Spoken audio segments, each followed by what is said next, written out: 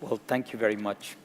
I'm not a nutrition scientist, and that may be an advantage, because there's been every week in the newspaper, we read something is good for you, and the same thing the next week is bad for you. For the last 14 years, we've been conducting a large epidemiological study called PURE in 17 countries. Now it's expanded to 200 countries with 200,000 people.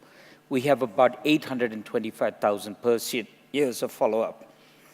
We collected diet using validated food frequency questionnaires on macronutrients, which I'd speak. We estimated sodium intake using urinary sodiums, and fruits and vegetables were estimated. And for a long time, there's data that they're good, but the issue is, why are they not used? So these are the data on macronutrients. And what is plotted here, and this is the same format I'm going to use, is percent of the nutrient, in this case quantiles, the quantiles, odds ratios, and their confidence limits. And one of the things to notice is that using the lowest quintile as the reference, as increasing carbohydrate intake occurs, there is an increasing risk of cardiovascular disease. This is the one thing that's important, because the previous guidelines said reduce fats and compensate for it with carbohydrates. So essentially, we've increased carbohydrate intake in most Western countries, and this is likely damaging. We were in for a big surprise. We actually found that increasing fats were protective. Now, these are all fats, and so this very first slide challenges the WHO and the AHA guidelines on diet. So these are spline equations of the carbohydrate intake, and once you get past about 40% or about 55% of carbohydrate intake as percent energy, there's a steep increase in the risk of cardiovascular disease. The WHO guidelines say that up to about 75% of carbohydrates is okay, but that is wrong. Again, total fats, if anything, is protective, and the reason for this are twofold. Too low fat is inadequate. Too high fat is probably bad, and the original studies from Finland was at extremely high fat levels, not the usual fat levels that populations consume. Then if you look at the types of fats, saturated fats, you will see there's really no clear pattern. If anything, within the normal range, saturated fats are not harmful, may even be slightly beneficial, but there is no harm. Monounsaturated fatty acids, which is in olive oil, canola oil, and is part of the key of the Mediterranean diet, you get clear benefit. Polyunsaturated fatty acids, which is largely from vegetable oils, and remember that is processed oil, is largely neutral. You've got to think of the change in oils that have occurred in the world in the last 30 years. It was entirely industry-driven. You know, went from natural fats, which is animal fats, to vegetable fats, because they can produce it and therefore charge for it. And this was swallowed hook, line, and sinker by the AHA, and the WHO just repeated it. So fundamentally, our fat story is some fats are good, some fats may be neutral, but it's carbohydrates that is the worst thing. The other thing is, in the US, there is this big swing to reduce milk consumption, and even if you consume milk, they want you to consume 2% or 1% of fat. What is the evidence? A big, big zero. Absolutely no evidence that low-fat milk is better for you.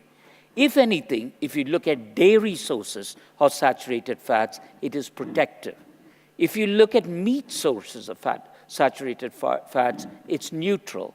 And if you look at white meat, this is chicken and fish, there's a trend towards benefit. So red meats in moderate quantities are not bad, and white meats may be moderately beneficial, but dairy fats such as cheese are probably good for you, and milk, there really is no data at all to reduce the fat content of milk. Now, why did we go wrong? We went wrong because of surrogate endpoints. The story on saturated fats versus LDL is consistent. Our data shows that as you increase the amount of saturated fats, your LDL goes up. But look at how much the LDL goes up. This is 150,000 people in the analysis, from about 2.85 to just under 3, about 0.1 millimoles over a huge range of percentage saturated fat. But cardiovascular disease shows exactly the opposite endpoint. This is what dominated the guidelines. This wasn't achieved. There have been so many randomized trials of fat reduction, and other than societies like the Norwegian old study, where saturated fats were very high, reducing them did lead to benefits. But the Women's Health Initiative, where total fats as well as saturated fats were reduced, showed no benefit. That is a huge study of 49,000 women followed for 7 years. Now, what about carbohydrate intake? If you look at LDL, which is not this, there will be an inverse relationship. But if you look at ApoB by ApoA, which today we know is the most sensitive marker for risk factor prediction, risk prediction, there is a steep increase. You'll see this from about 0.72 to nearly 0.85, a much bigger increase. Whereas if you take, this is with carbohydrate intake, you'll see a steep increase. With saturated fats, if anything, it is neutral or tending to go down. So depending on the surrogate marker, you can make different kinds of extrapolations. If you look at monounsaturated fats and look at ApoB by ApoE, look at the steep decrease from about 0.8 down to about 0.72. So the ApoB, ApoA story tracks with the risk factors better than the LDL story. And with poly, it is pretty flat. Now, what about salt, blood pressure, and CVD? This has been an area, again, of great controversy, largely because of the surrogate endpoint story. There is no doubt that increasing blood pressure, salt intake increases blood pressure. And what we've done here is, in order to do really large studies of salt and cardiovascular disease, you had to measure salt intake in a simple way. You can't do repeat 24-hour urines. So we developed a method of fasting morning urine samples, and this is a validation study with 1,083 people from 11 countries and showed a very high correlation. So it's not perfect. So, for instance, we do epidemiology with cuff blood pressure in a clinic versus outcomes.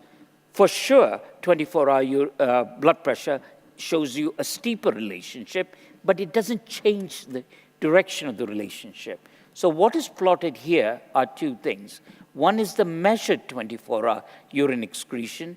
This is the estimated 24-hour excretion from the single morning fasting urine, and you'll see versus blood pressure, the correlation is the same. So you can substitute a simple morning urine test for a 24-hour urine test for population studies, not to measure the salt in an individual. And we then published our first paper from the on-target study, which was a secondary prevention trial where we had first morning urine, 30,000 people, 4,700 events, and we saw a J-shaped curve. The lowest or the optimal threshold was somewhere between 3 and 6.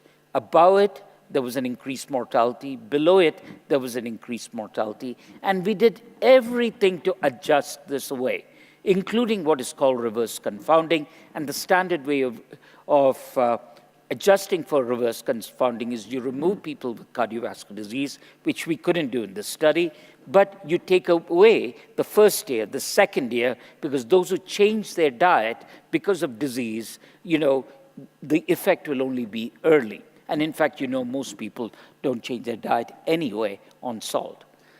Then we did the pure study on 102,000 people without disease, using the same method, and look, exactly the same relationship, and it's exactly in the same region that we are finding the lowest trough. The same thing for the composite of cardiovascular events, 3,300 events, or death from any causes, again, the same relationship, and major CVD events, the same relationship. So 2 independent studies, 2 different populations, exactly the same results. And in this study, we can exclude reverse causality because we were able to exclude the 7,000 out of the 100,000 people who had cardiovascular disease.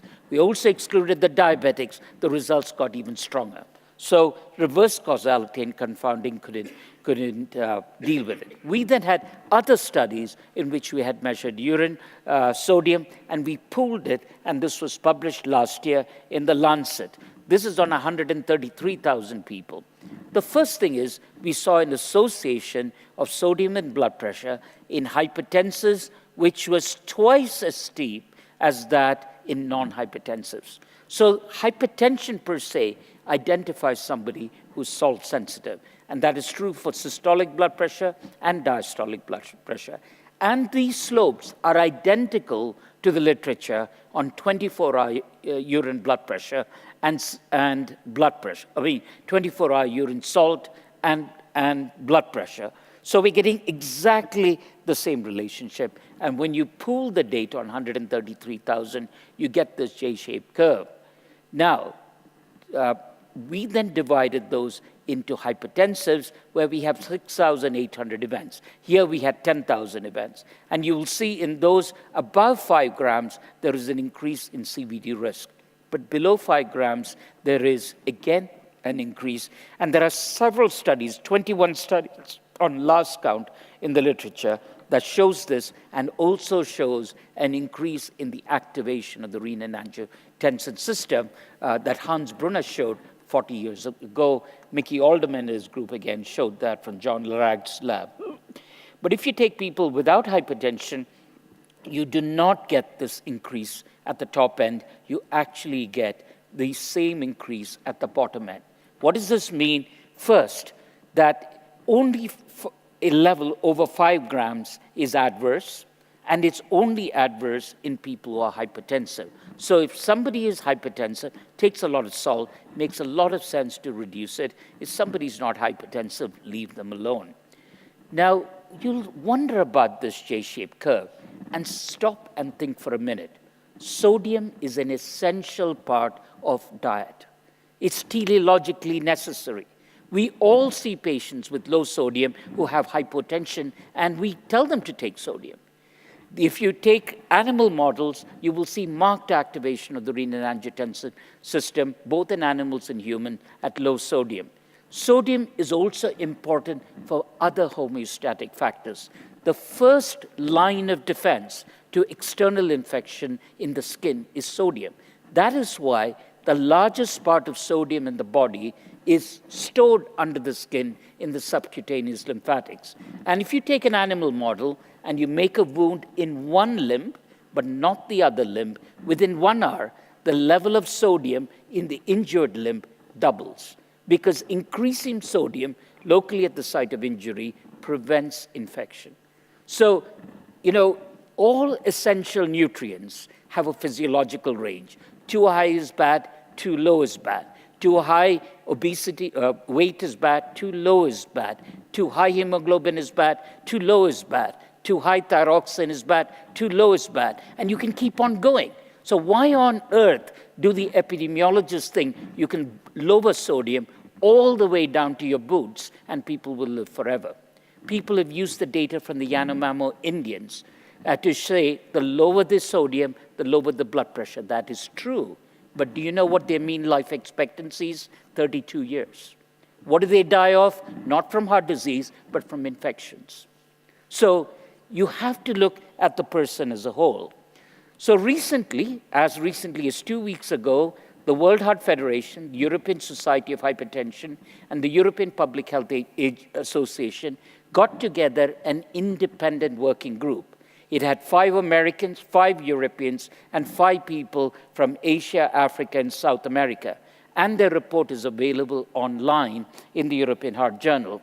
And they concluded that it's 5 grams of sodium and above that is important. And the reason for this is the WHO recommends lowering sodium to 2 or 2.3 3 grams per day. That's completely wrong. So does the AHA. It's completely wrong.